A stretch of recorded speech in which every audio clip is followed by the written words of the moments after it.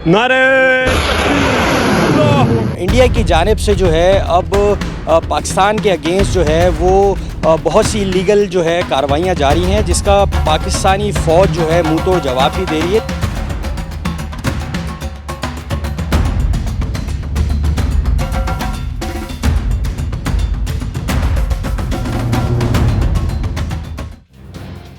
बिस्मिल्लाहिर्रहमानिर्रहीम। मैं हूं आपका होस्ट फरहान खान और आप देख रहे हैं प्रोग्राम माफिया। हम देख रहे हैं कि इंडिया की जानिब से पाकिस्तान के ऊपर जो है एक वॉर जो है वो इम्पोज़ की जा रही है, जिसका हमने देखा है कि गुज़श्ता कई दिनों से पाकिस्तानी फ़ौज जो है इंडियन आर्मी की जो कार्रवाइयाँ पाकिस्तान के अंदर इलीगली जारी हैं उसका मुंह तोड़ जवाब भी दिया जा रहा है। ऑन द अदर हैंड हम ये भी देखते हैं कि दुनिया भर के अंदर वॉर के कुछ लॉज होते हैं जिसके ऊपर इम्प्लीमेंट कराया जाता है, जिसको कहते हैं इंटरनेशनल वॉर लॉज। लेकिन इंडिया की जानिब से जो है अब पाकिस्तान के अगेंस्ट जो है वो बहुत सी इलीगल जो है कार्रवाइयाँ जारी हैं, जिसका पाकिस्तानी फ़ौज जो है मुंह तोड़ जवाब भी दे रही है। दूसरी जानिब हमने ये भी देखा है पाकिस्तान की अस्करी क़यादत हो या पाकिस्तान की जो मिलिट्री इस्टेब्लिशमेंट है या पाकिस्तान की जो पॉलिटिकल क़यादत है, वो तमाम तर जो है वो एक पेज पे नज़र आते हैं। और दूसरी जानिब हमने ये भी देखा है कि जो पाकिस्तान की पॉलिटिकल क़यादत है उनका भी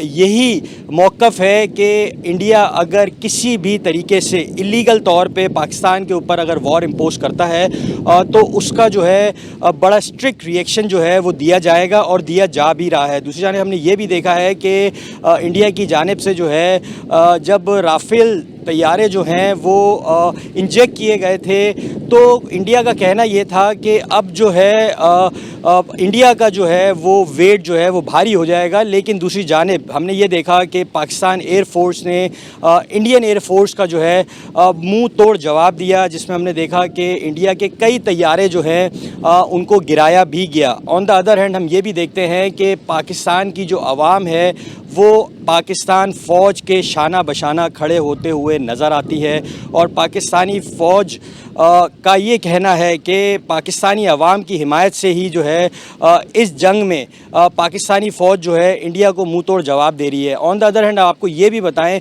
व्यूअर्स के एक बहुत दर्दनाक कहानी है। हमने देखा है कि पाकिस्तान से एक फ़ैमिली ट्रैवल करके हम देखते हैं कि वो जाती है इंडिया अपने बच्चे का इलाज कराने के लिए, लेकिन जो इंडियन गवर्नमेंट है या इंडियन इस्टेब्लिशमेंट कह लें, वो जब कि ये वॉर डिक्लेयर हो जाती है, जब हमने देखा कि कश्मीर के अंदर इंडिया की जानिब से एक अटैक किया जाता है कश्मीर के ऊपर, उसके बाद जो है इंडिया और पाकिस्तान के बॉर्डर जो हैं वो बंद कर दिए जाते हैं। और ये वो फैमिली है जो अपने बच्चों का इलाज कराने के लिए इंडिया गई थी, लेकिन इंडियन गवर्नमेंट की जानिब से जब डेडलाइन दे दी गई कि 48 आवर्स के अंदर जो पाकिस्तानी शहरी इंडिया के अंदर हैं वो मुल्क छोड़ के चले जाएँ।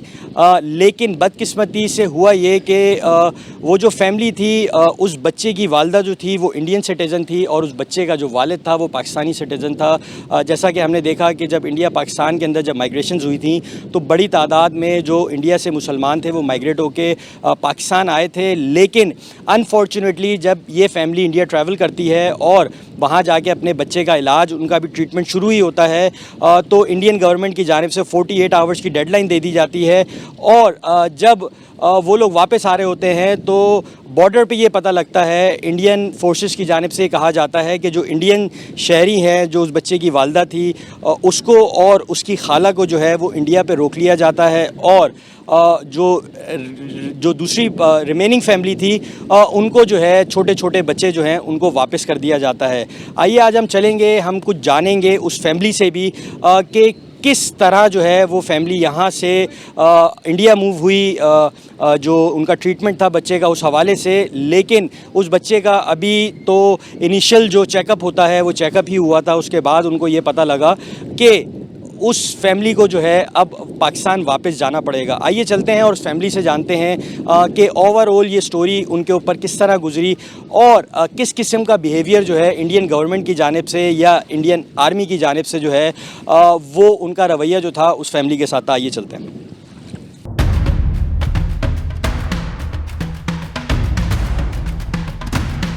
बहुत दर्दनाक कहानी है। हमने देखा है कि पाकिस्तान से एक फैमिली ट्रैवल करके हम देखते हैं कि वो जाती है इंडिया अपने बच्चे का इलाज कराने के लिए। अपनी वाइफ को छोड़ के, जिसमें से मेरा भाई गया था, साथ में हम दोनों भाई और वो दोनों बहनें, वो इंडियन नेशनल थी, दोनों को वहाँ छोड़ के, और मैंने किस परेशानी में अपने बच्चों को मैं लेके और मेरा भाई हम यहाँ पर पाकिस्तान आए।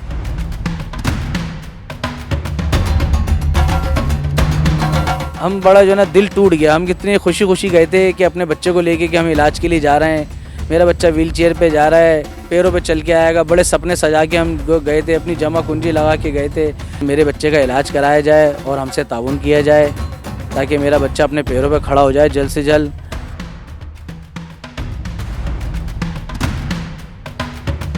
इंडियन शहरी है जो उस बच्चे की वालदा थी, उसको और उसकी खाला को जो है वो इंडिया पे रोक लिया जाता है। मेरी मदर ही मेरा सब कुछ करती थी, पापा काम पे आते थे। अब पापा कब तक करेंगे, काम पे जाएंगे या मेरा ध्यान रखेंगे। अच्छा इमरान साहब, ये बताइए फर्स्ट ऑफ ऑल ये किस तरह ये इंसिडेंट पेश आया, क्या मामला थे बच्चे के मेडिकल ट्रीटमेंट के हवाले से, जो और किसने एडवाइस की आपको कि इंडिया जाएं और वहाँ जाके ट्रीटमेंट कराएं? अस्सलाम वालेकुम, मेरा नाम मोहम्मद इमरान है, मैं यान का वालिद बात कर रहा हूँ। असल में मेरा बच्चा 2 साल कबल हादसे में पैरालाइज़ हो गया था, जिसकी वजह से जो है इसका लियाकत नेशनल में इलाज चल रहा था रूटीन में। तो मेरे फैमिली जो डॉक्टर हैं उन्होंने बोला कि आप इसको ऐसा करें, इंडिया ले जाएं, वहाँ थोड़ा शायद इसका इलाज हो जाए, बेहतर कोई सिलसिला निकल जाए। तो हमने फिर जो है अपने जाने का सिलसिला बनाया। मेरी वाइफ जो है वो इंडियन नेशनल है। फिर हमने आपस में मशवरा किया, भाई चलो इंडिया चलते हैं, बच्चे को लेके चलते हैं वहाँ इलाज के लिए। तो मैंने फिर रिपोर्टें भेजी हैं अपने साले को, और उसने वहाँ अपोलो हॉस्पिटल में रिपोर्टें दिखाई। तो वहाँ डॉक्टर ने बोला कि आप जो है पेशेंट को लेकर आओ और हम देखेंगे फिर बताएंगे। तो फिर हमने पासपोर्ट वगैरह बनवाया, अपने जाने का सिलसिला बनाया और इस तरीके से जो है वो वीज़ा अप्लाई किया। वो 5 महीने वीज़ा आया। फिर हम इंडिया गए, वहाँ गए, हमने अपोलो हॉस्पिटल में जो है अपॉइंटमेंट लिया, बड़ी मुश्किल से जो हमें मिला था। फिर उसके बाद हमने वो बच्चे को दिखाया, तो वो डॉक्टर को दिखा ही रहे थे, चेकअप चल ही रहा था।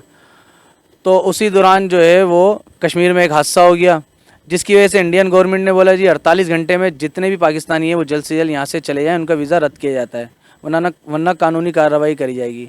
हम बड़े परेशान कि हम बच्चे का इलाज के लिए आए थे, तो इलाज भी नहीं हो सका और हमें इमरजेंसी में अब जाना पड़ेगा। फिर हम जहाँ आमद लिखी जाती है हमारी, वहाँ गए। हमने बोला जी हमें इलाज के लिए, कुछ बेटे का इलाज कराने आए हैं, कुछ वक्त दे दें। उन्होंने बोला भाई इलाज के लिए आए आप किसी लिए भी। बहरहाल अभी जो है हमारी तरफ से ऊपर से ऑर्डर आया हुआ, जितने पाकिस्तानी हैं वो जल्द से जल्द यहाँ से चले जाएँ। हम कुछ नहीं कर सकते, हम मजबूर हैं। सही, ये बताइए कि जब आपका बेटे का इलाज चल रहा था तो क्या डॉक्टर भी रेकमेंड नहीं कर सकता था गवर्नमेंट को कि ये बच्चा अगर ट्रीटमेंट करवा रहा है यहाँ पे तो उसको स्टे की इजाज़त दी जाए? नहीं, वहाँ पे वहाँ पे तो खुद घबराते हैं, इतना डरते हैं। वहाँ पे डॉक्टर से हमारी इतनी बात का टाइम ही नहीं मिला हमारे को। उन्होंने तो बस ये बोला कि आप 48 घंटे में निकले। हमारे पास टाइम बहुत कम था। फिर हमारे जो रिश्तेदार हैं, अजीज रिश्तेदार, उनके भी फ़ोन आ गए कि भाई आप जल्दी निकलो, जल्दी निकलो। वहाँ तो मीडिया पे मतलब देखें तो ऐसा लगता है जैसे अभी जंग हो जाएगी, अभी बम गिर जाएगा। हम और डर गए, परेशान हो गए। ये हमारी परेशानी तो थी। फिर हमारी परेशानी ये कि मेरी जो वाइफ थी इंडियन नेशनल है, उनको रोक लिया। कहने लगा ये बॉर्डर क्रॉस नहीं कर सकती, ये नहीं जा सकती। हम और परेशान हो गए, क्या करें कि अब यहाँ तो जो है अभी इलाज के लिए आए थे, यहाँ तो हमारी फैमिली को और हमें जो है जुदा करा जा रहा है, हमें बांटा जा रहा है। बहुत हमारी जो है ना, हम लोगों ने बहुत आजीज़ी करी, उनके सामने बहुत रोए। हमने देखा कि वहाँ छोटे छोटे बच्चे आए हुए थे जो पाकिस्तानी थे 6 महीने के, वो तो उनको भी कह रहे थे कि इनको लेके जाओ। हम बड़ा डर गए, घबरा गए। फिर हमने बहुत मजबूरी में ये कदम उठाया कि हम अपनी वाइफ को छोड़ के, जिसमें से मेरा भाई गया था, साथ में हम दोनों भाई और वो दोनों बहनें, वो इंडियन नेशनल थी, दोनों को वहाँ छोड़ के, और मैंने किस परेशानी में अपने बच्चों को मैं लेके और मेरा भाई हम यहाँ पर पाकिस्तान आए। बच्चे पूरे रास्ते रोते हुए आए, खाना पीना छोड़ दिया उन्होंने, इतनी तकलीफ़ में। और वो जब वीडियो कॉलिंग करें तो वो रोते हैं अपनी माँ के बगैर। अब बताएं, मैं इतनी मुश्किलों से यहाँ पाकिस्तान लेकर आया हूँ, मेरे बच्चों का बहुत रो के बुरा हाल है कि किसी दिन मम्मा को बुला दें, मम्मा को बुलवा लें, मम्मा को बुलवा लें। मैं इतनी तकलीफ़ में, परेशानी में हूँ, क्या करूँ मैं, कुछ समझ में नहीं आ रहा। सही, जैसा कि आपने बताया कि आपने वहाँ इंडियन मीडिया को, चैनल्स को जब देखा तो आपका कहना है कि ऐसा लग रहा है जैसे वहाँ पे अभी वॉर छिड़ने वाली है। तो क्या डिफरेंस फील किया कि पाकिस्तान मीडिया में और इंडियन मीडिया में कितना फ़र्क है? बहुत फ़र्क है, बहुत फ़र्क है। वहाँ की मीडिया एक तो इतना झूठ बोलती है कि मैं क्या बताऊँ। उनके झूठ, उनकी ज़ुबान से ऐसा लगता है कि जैसे वह बारूद गिर रहा है और बस बुराई और बुराई और बुराई, बस तकलीफ़ देना और कुछ नहीं। बहरहाल ये है कि उन्होंने, हम बड़ा जो है ना दिल टूट गया। हम कितनी खुशी खुशी गए थे कि अपने बच्चे को लेके कि हम इलाज के लिए जा रहे हैं, मेरा बच्चा व्हील चेयर पर जा रहा है, पैरों पे चल के आएगा। बड़े सपने सजा के हम गए थे, अपनी जमा कुंजी लगा के गए थे। फिर वहाँ डॉक्टर ने हमें जो है बड़ा मायूस कर दिया, कहने लगा जी बेटे का जो आपका असल इलाज है वो बहुत महंगा है, और जितना उन्होंने बताया था कि वो 40,000 में तो शायद 7 पुश्ते भी नहीं करा सकती। वो हमारे को मायूसी अलग लगी कि हाँ इसका इलाज है मगर बाहर ममालिक में है जो मैं अफोर्ड नहीं कर सकता। तो मेरी अपील है आला हुकाम से भी और पाकिस्तानी गवर्नमेंट शहबाज शरीफ साहब से भी मेरी अपील है और कि मेरे बच्चे का इलाज कराया जाए और हमसे ताउन किया जाए ताकि मेरा बच्चा अपने पैरों पर खड़ा हो जाए जल्द से जल्द। बस मेरे को और कुछ नहीं चाहिए। और गवर्नर साहब इशरत कामरान टिसोरी साहब का भी मैं बहुत शुक्रगुजार हूँ जिन्होंने आवाज़ उठाई और मेरे बच्चे का इलाज के लिए इन्होंने बेड़ा उठाया कि जिस किसी भी कंट्री में इसका इलाज होगा वो हम कराएंगे। तो मैं उनका बहुत शुक्रगुजार हूँ मैं। सही। अच्छा, अब ये बताइए कि आपकी वाइफ जो है वो इंडियन नेशनल है, आप पाकिस्तान नेशनल हैं। कब आपकी शादी हुई, किस तरह ये जो पूरा शादी का मामला था ये तय हुआ, और दूसरा ये भी बताएं कि रूटीन में कितनी दफ़ा इंडिया आना जाना होता था आपका माजी में?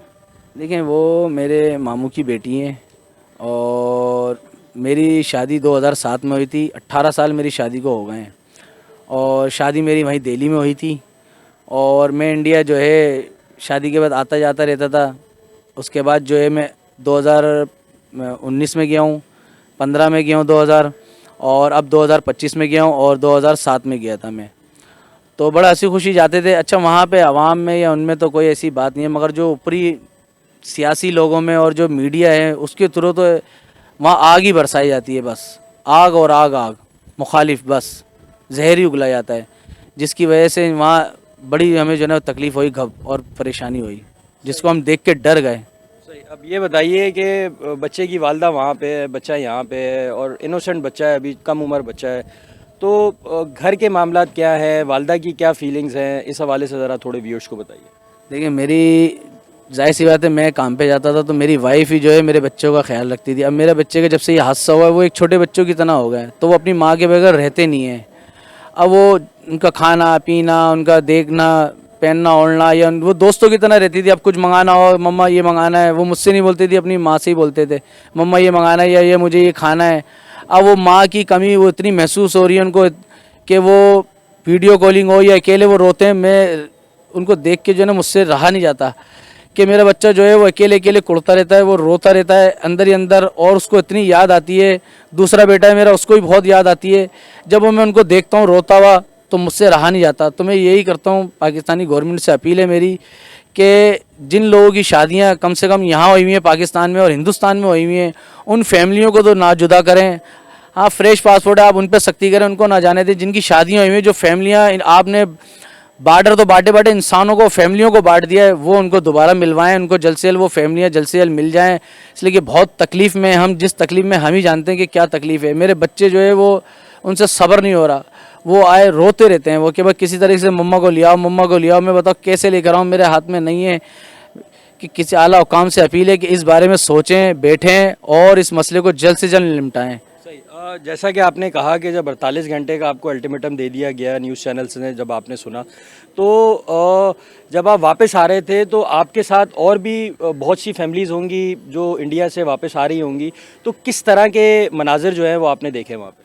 मैंने ऐसे मंजर देखे हैं कि अपनी ज़िंदगी में मैंने नहीं देखा। मैं हिंदुस्तान कई दफ़ा गया हूँ, आया हूँ, मगर मैंने पहली दफ़ा ऐसा देखा है कि अच्छे से अच्छे इंसान का दिल फट जाए। जिस तरीके से वहाँ औरतें रो रही थी कि कोई पाकिस्तानी में शादी होके गई हुई है, कोई हिंदुस्तान में गई हुई है, बच्चे पाकिस्तानी हैं, कुछ इंडियन हैं, वो ऐसे जुदा हो रहे थे कि अल्लाह माफ़ करे। कि मैं कह रहा हूँ क्या बताऊँ आपको कि वो बहुत तकलीफ़ दे जो है ना टाइम था वो, कि छोटे छोटे बच्चों को लेके जो है बाप के साथ भेजा जा रहा है। माँ है वो बच्चों को छोड़ के जो है वो पाकिस्तानी हैं तो वो उनको निकाला जा रहा है। एक लेडीज़ ऐसी थी कि वो आमला थी और वो उनका बड़ी तकलीफ में थे, आखिरी टाइम था, और उनके बच्चे को जो है वो उनसे जुदा करा जा रहा था। वो पाकिस्तानी था बच्चा और वो जो है ना वो लड़की पाकिस्तानी थी और बच्चा इंडियन था। उसको जो है ना वहाँ भेजा जा रहा था। बताओ कितनी तकलीफ दे वाली बात है। लोग वहाँ पे 2-2 दिन से 3-3 दिन से वहाँ बॉर्डरों पे बैठे हुए हैं। मेरी वाइफ खुद 2 दिन वहाँ बॉर्डर पे बैठी रही हैं। बॉर्डर बंद था एक दिन, अभी खुल रहा है, अभी खुल रहा है, 11 बजे खुल जाएगा, 10 बजे खुल जाएगा, ऐसे करते करते बॉर्डर नहीं खुला। दूसरे दिन बॉर्डर खुला तो बस उसमें जो है जितने पाकिस्तानी थे उनको तो ले लिया गया, उनको भेज दिया, मगर जो इंडियन थी फैमिलियाँ उनको रोक दिया गया। वो वहाँ पर जलील और ख्वार हो रही थी, जलील और ख्वार, रो रो के बुरा हाल हो गया। फैमिलियाँ ऐसी रो रही थी कि बुरी तरीके से कि हमें किसी तरीके से भेज दें। बापों को और बच्चों को जुदा करा जा रहा था, ऐसी कैफियत हो रही।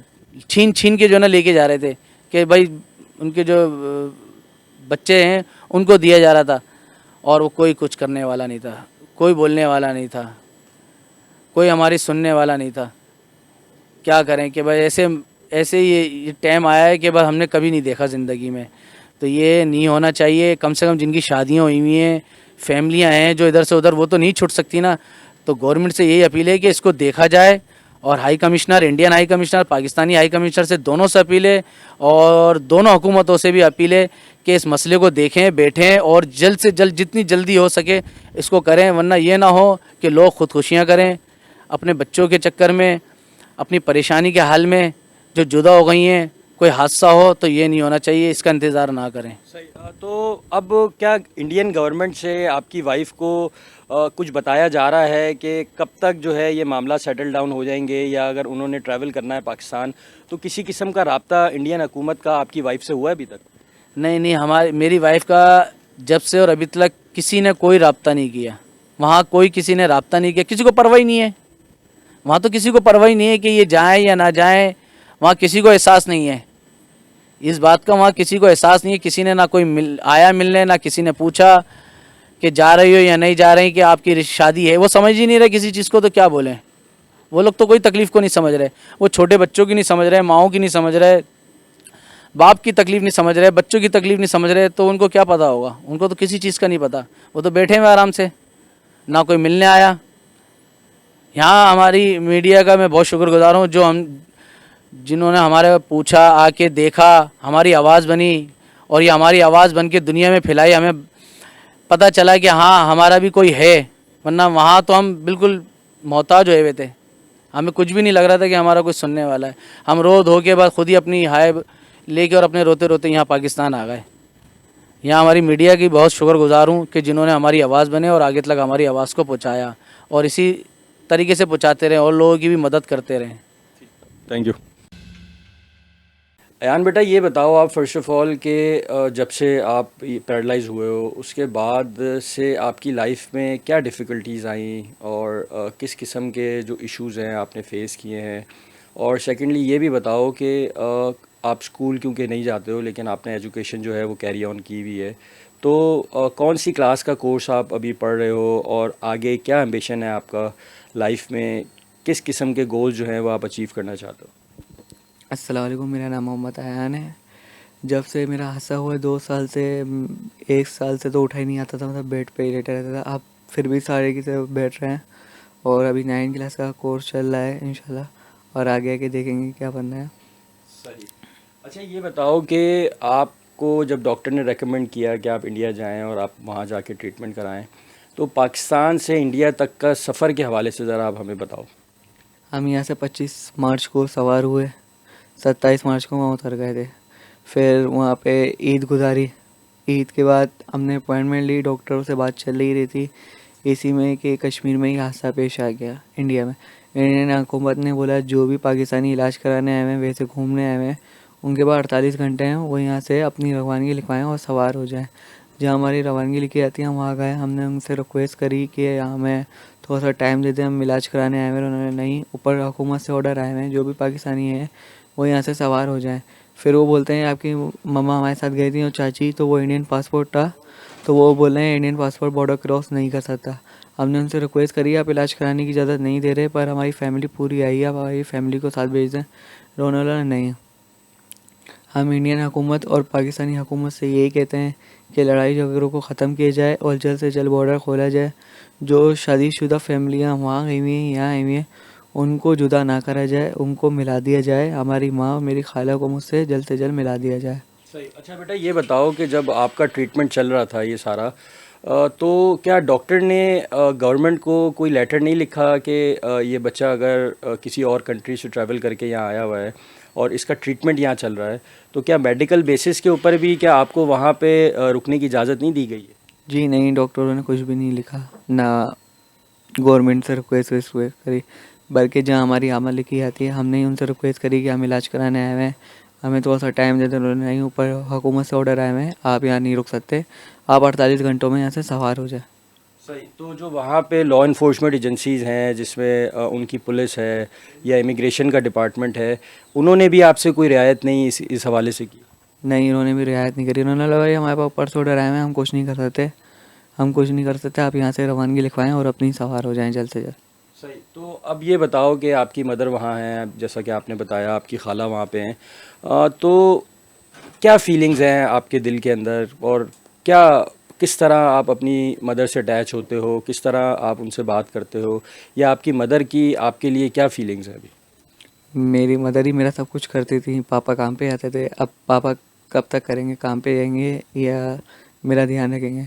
मदर की मुझे बहुत ज़रूरत है, वो अब मेरे साथ सही बात मतलब दोस्ताना था हमारा, मेरी मदर के साथ मेरा, और खाला के साथ भी। हमें यही हुकूमत से और वो रिक्वेस्ट करूँगा कि जल्द से जल्द मेरी माँ और मेरी खाला को मिला दिया जाए मुझसे, और पाकिस्तानी हुकूमत से भी यही ताउन करूँगा कि मेरे इलाज में ताउन करें और मेरा इलाज करवाएं। सही। अच्छा, ये बताओ कि अभी आप अपनी मदर से किस तरह इंटरेक्ट करते हो? अगर बात करनी हो उनसे तो किस तरह उनसे इंटरेक्ट करते हो आप?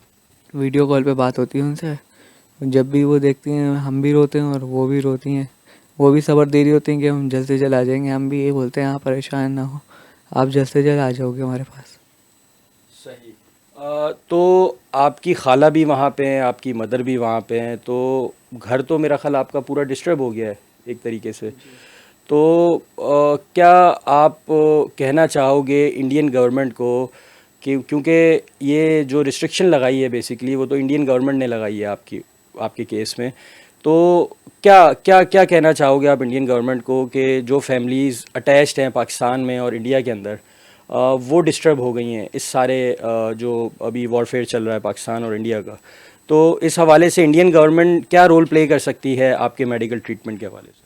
मेडिकल ट्रीटमेंट नहीं करवा सकती वो, बस उनसे यही रिक्वेस्ट है मोदी हुकूमत से कि जो वहाँ पे मदर रह रही हैं, जो शादी होकर यहाँ आई हुई हैं, उनको जल्द से जल्द भेजा जाए हमारे पास। ठीक है, थैंक यू। सिर्फ हिंदुस्तान नहीं है इस मामले में, हिंदुस्तान की आड़ में इसराइल भी अपनी सर्वेलेंस कर रहा है, हमें उसको भी नोटिस लेना चाहिए। और फिर पानी के मामले में अगर आप देखें, पानी के मामले में भी आलमी कवानीन और आलमी एग्रीमेंट की खिलाफ वर्जी है।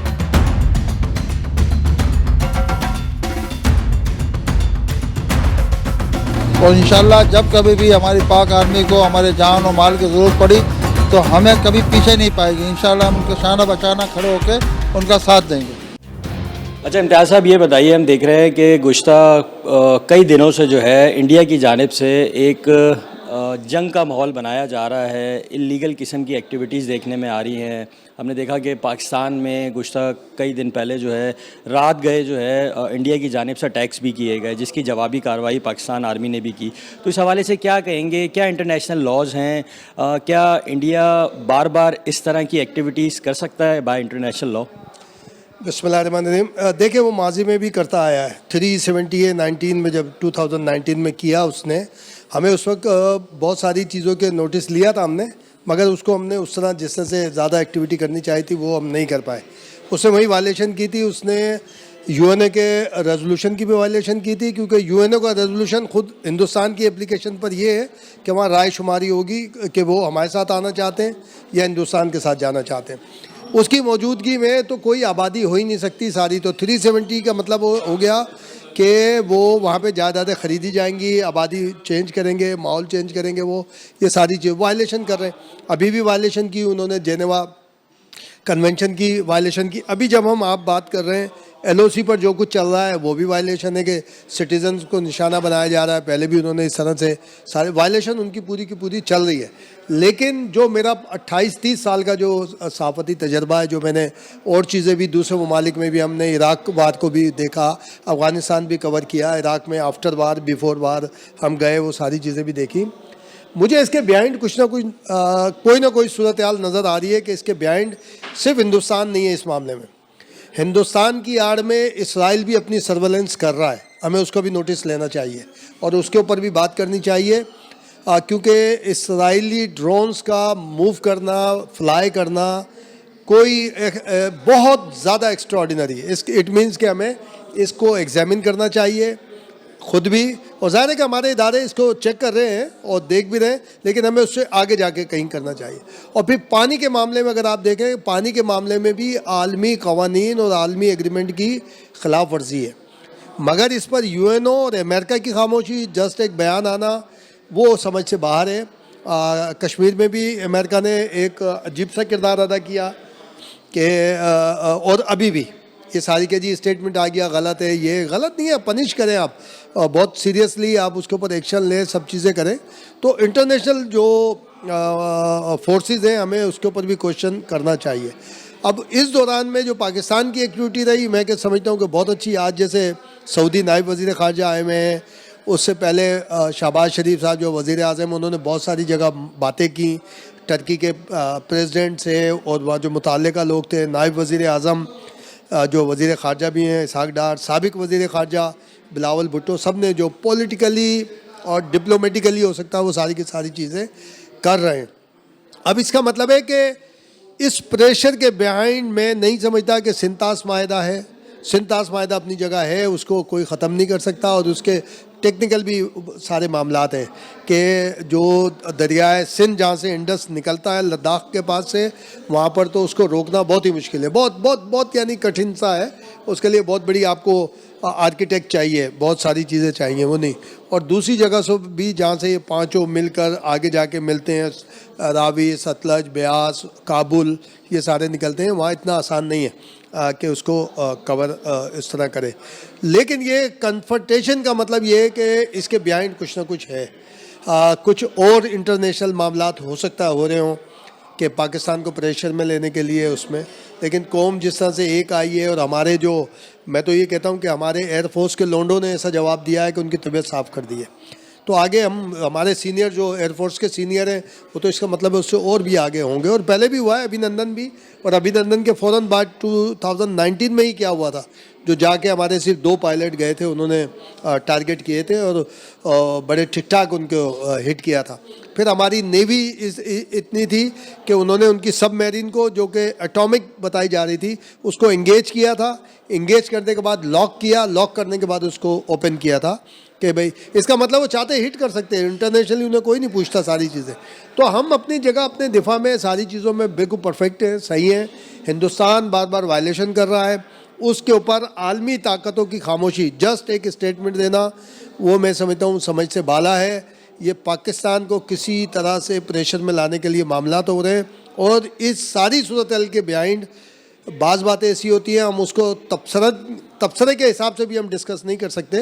लेकिन ज़ाहिर है कि हमने अपने जो सीनियर्स हैं, जो हमारे मुतालिका हैं, उनको हमने अपनी कंसर्न, जो हमारी थिंकिंग है, वो हमने भेजी है कि इस पर भी काम होना चाहिए। अच्छा, अब ये भी बताइए, क्योंकि हम देखते हैं कि पाकिस्तान के साथ जो ब्लॉक बना हुआ है, जिसमें चाइना है, रशिया है, या और दीगर ममालिक हैं, तो क्या आप क्या समझते हैं कि अगर इसी तरह का इंटेंस माहौल रहा तो क्या जो दूसरी ताकतें हैं, क्या उनकी भी सपोर्ट या उनकी तरफ से भी इंटरफेरेंस होगी इंडिया के अगेंस्ट?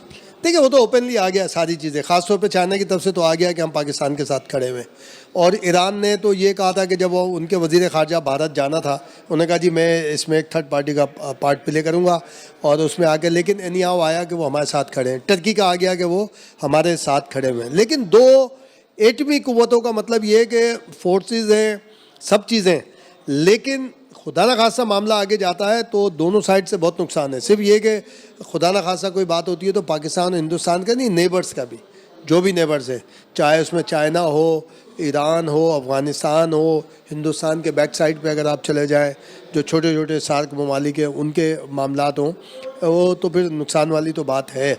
लेकिन इसका मतलब ये नहीं है कि हिंदुस्तान को बदमाशी की इजाज़त दे दी जाए कि जो समझ में आया करें। ये मैं समझता हूँ कि जो हमारे ख़ास तौर पे ईरान और चाइना, मैं समझता हूँ ये हर आजमाइश में पूरे उतरे हुए लोग हैं, ये हमारे साथ खड़े हुए हैं, हमारे ये दोनों ममालिक तो ख़ास तौर पर। बाकी इंटरनेशनली भी आप देखें, टर्की हमारे साथ है, सऊदी अरब हमारे साथ आ गया है, और वो सारी बातें कर रहा है कि हमारे साथ वज़ीर ख़ारजा भी आए हुए उनके। Thank you. बिल्कुल जी, मैं यही कहूँगा कि पुलिस भी एक पाकिस्तान के अंदर डिपार्टमेंट का एक हिस्सा है, और हमारे दिलों में भी वही जज्बा हुब्बुल वतनी है जो एक आम शहरी के दिलों में है। और इंशाल्लाह जब कभी भी हमारी पाक आर्मी को हमारे जान और माल की ज़रूरत पड़ी तो हमें कभी पीछे नहीं पाएगी। इंशाल्लाह हम उनके शाना बचाना खड़े होकर उनका साथ देंगे। पाकिस्तान मैं उनको यही मैसेज देना चाहूँगा कि वो हमें कमज़ोर ना समझे, सोते हुए शेर को ना जगाए। अगर सोते हुए शेर को जगाएगी तो शेर खा जाएगा। पाकिस्तान जिंदाबाद। जी तो व्यूअर्स, आज के प्रोग्राम में जैसा कि हमने आपको दिखाया कि इंडिया की जानिब से जो पाकिस्तान के ऊपर जारियत की जा रही है और जिस तरह इंटरनेशनल लॉज की जो है ख़िलाफ़ वर्जी की जा रही है पाकिस्तान के अगेंस्ट, ये जो है अलार्मिंग सिचुएशन है। लेकिन दूसरी जानिब हमने ये भी देखा है कि पाकिस्तान की जो फोर्सेस हैं, स्पेशली पाकिस्तान आर्मी हो, पाकिस्तान नेवी हो, पाकिस्तान एयरफोर्स हो, उन्होंने भरपूर इंडिया की कार्रवाइयों का जवाब भी दिया। आज के प्रोग्राम में हमने आपको ये भी दिखाया कि कुछ इंटरनेशनल लॉज होते हैं वॉरफेयर के हवाले से, जहाँ पे अगर मेडिकल ट्रीटमेंट की अगर बात की जाए या पेशेंट्स की बात की जाए तो वहाँ पे पेशेंट्स को अब बड़ा रिलीफ दिया जाता है दूसरी कंट्रीज़ के अंदर। लेकिन बदकिस्मती से इंडिया जिन गलत हरकतों पे ऊपर उतरा हुआ है, जिस तरह इंटरनेशनल लॉज की ख़िलाफ़ वर्जी कर रहा है, ये जो है इंडिया नहीं बल्कि पूरी दुनिया के लिए एक अलार्मिंग सिचुएशन है। जो वर्ल्ड सुपर पावर्स हैं उनको भी अब ये सोचना चाहिए कि इंडिया जिस तरह पाकिस्तान की जो टेरिटरी है उसकी ख़िलाफ़ वर्जी कर रहा है, ये जो है जिस तरह, और पाकिस्तान आर्मी स्पेशली जिसकी बात कर ली जाए, जिस तरह पाकिस्तान आर्मी ने जो इंडियन आर्मी को जो इलीगल एक्टिविटीज़ हो रही थी पाकिस्तान की सराउंडिंग के अंदर, उनको जितना तगड़ा जवाब दिया है, ये काबिले सताइश बात है। और दूसरी जानिब पाकिस्तान की जो दूसरे डिपार्टमेंट्स हैं, जिसमें अगर हम पुलिस की बात कर लें, रेंजर्स की बात कर लें, ट्रैफिक पुलिस की बात कर लें, तो उनका भी मोरल बड़ा हाई नज़र आता है। पाकिस्तान की पब्लिक पाकिस्तान आर्मी के बैक के ऊपर खड़ी हुई नज़र आती है। अब अगर इंडिया की जानिब से किसी किस्म के नए एडवेंचर की कोशिश की गई तो Pakistan army, Pakistan air force, Pakistan navy जो है भरपूर जवाब देगी। आज के प्रोग्राम में इतना ही। नेक्स्ट शो में हम आपको एक और माफिया को एक्सपोज करते हुए दिखाएंगे। Thank you. अल्लाह हाफ़िज़।